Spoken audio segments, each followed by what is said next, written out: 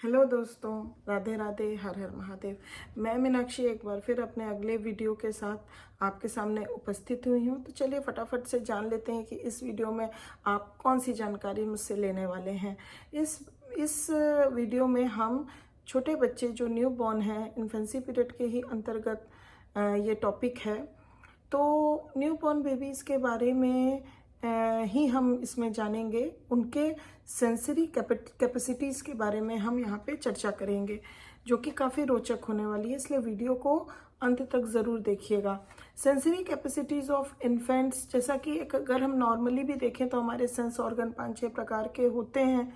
तो बच्चों में जो जन्म लेते हैं उनमें उसकी कितनी कैपेसिटी होती है, क्या कैपेसिटी होती है, इस बारे में हम इस वीडियो में जानकारी लेंगे। तो अगर अभी सब्सक्राइब नहीं किया है तो प्लीज़ जल्दी से सब्सक्राइब करिए, जिससे कि आगे भी आपको ऐसे ही रोचक टॉपिक्स का लाभ मिल सके।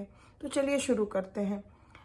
6 तरह की कैपेसिटीज़, सेंसरी कैपेसिटीज़ हम एक न्यूबॉर्न बेबी में पाते हैं, इन्फेंट में पाते हैं, जो कि है vision, hearing, smell, taste, organic sensitivities and skin sensitivities. तो चलिए थोड़ा थोड़ा एक एक करके सबके बारे में जानकारी लेते हैं। सबसे पहले vision.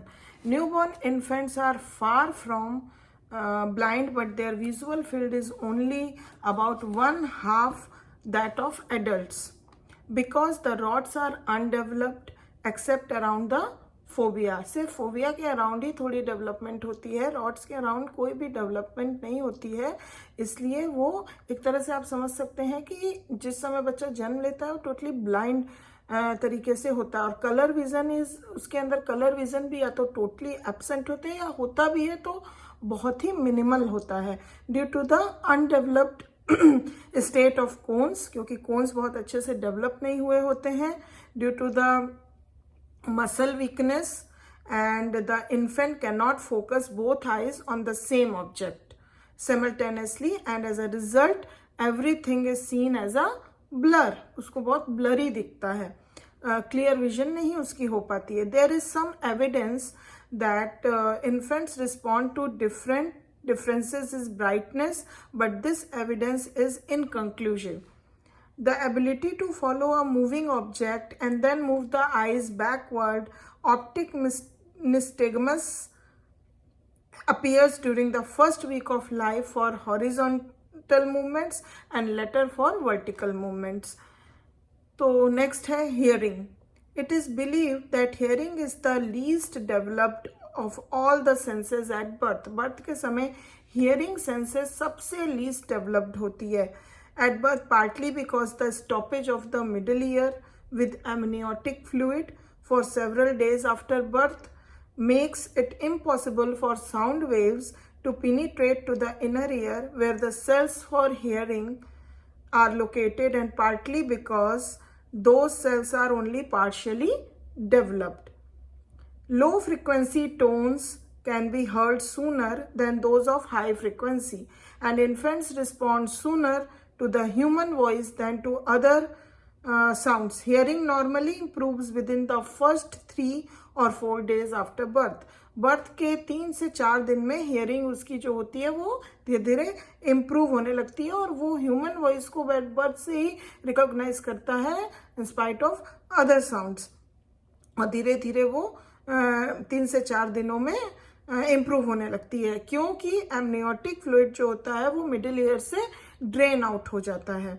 The infant can then determine the direction from which a sound comes and can discriminate pitch and intensity. Now next sensitivity के कैपेसिटी पे आते हैं, that is smell. The cells for smell located in the upper part of the nose are well developed at birth। वो birth के समय well developed होता है।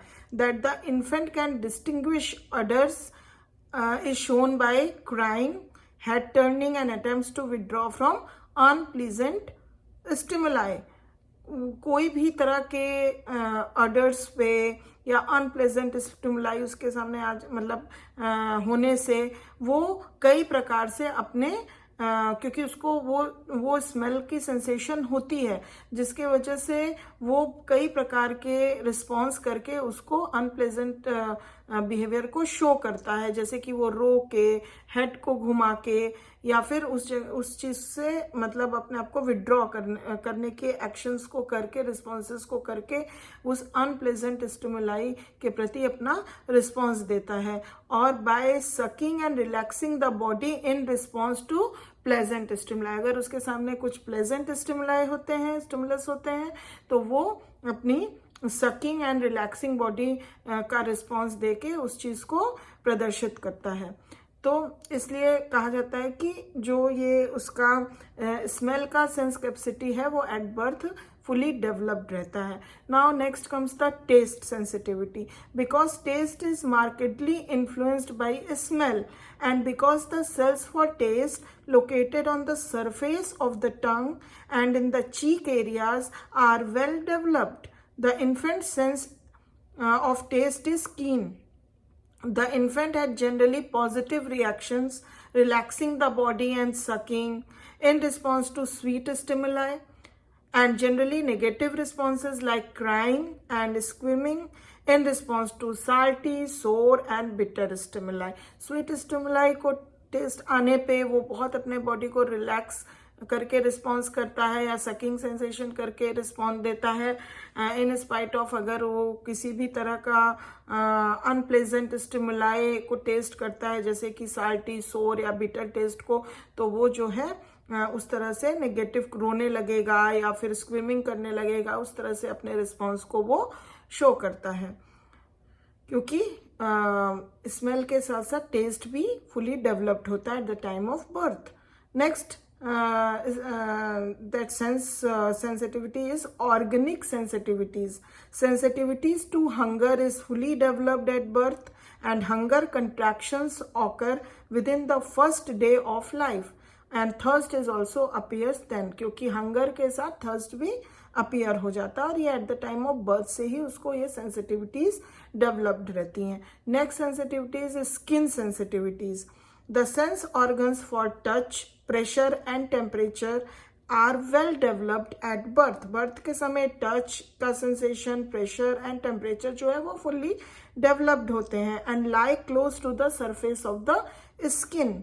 The skin of the newborn's lips is especially sensitive to touch. अगर हम बच्चे के lips के स्किन को टच करते हैं, अगर टच होता है तो वो सबसे ज़्यादा मोस्ट सेंसिटिव एरिया होता है। While the skin on the trunk, thighs and forearms is less sensitive.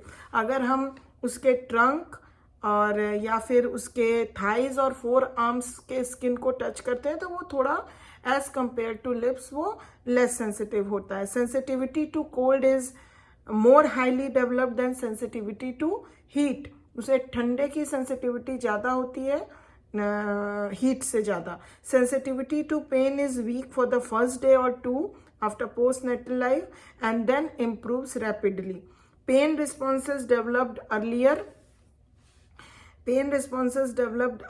in the anterior than in the posterior end of the body.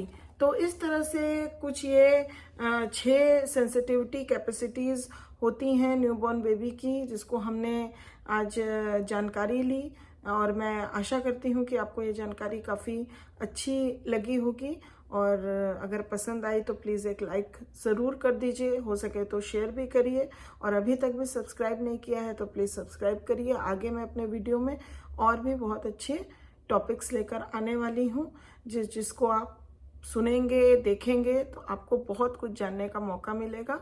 तब तक के लिए अपना ध्यान रखिए and thank you very much for watching my video.